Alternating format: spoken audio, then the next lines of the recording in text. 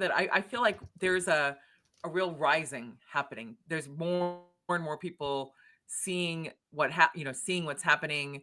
Also, with the tariffs coming next week, there'll be another wave of people really seeing the pain and the just stupidity, the incompetence, the destructive, dictates of Trump. And there's also this week there was news that I thought was both I was like good news and bad news, but it was like bad news and bad news, which was that Trump apparently thinks that we are going to have a 2026 election because he wants to try to decimate how people can vote in it by, Mhm. in essence, presuming that all of us in America are not eligible to vote until we prove otherwise. So, the notion that, in fact, that we would have a 2026 election, which is what I think everyone is hoping for since we've had elections every year since the beginning of the republic.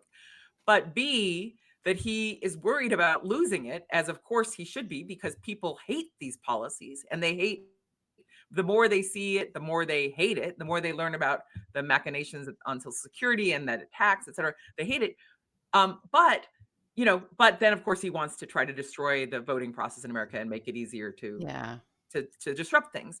And in that executive order is the idea that Doge, these tech bros and their minions, with Musk, are going to be in charge of checking voter roll maintenance in the states, which basically means purging voting. So Yeah. we have got to have the response.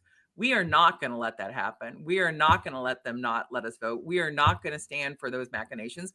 We are going to hold these people accountable.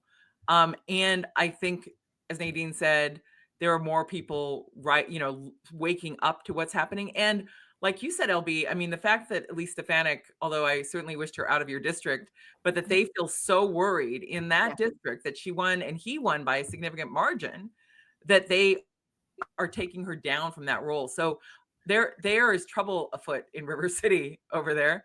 And I'm glad to see it because this is the most incompetent, uh, unfit, those words don't even begin to Yeah, capture they it cabinet. I mean, this yeah. is a cabinet that if you were like, going to choose who's the worst person I could put in charge of the Pentagon, I think Pete Hegseth would be like right at the top of the list.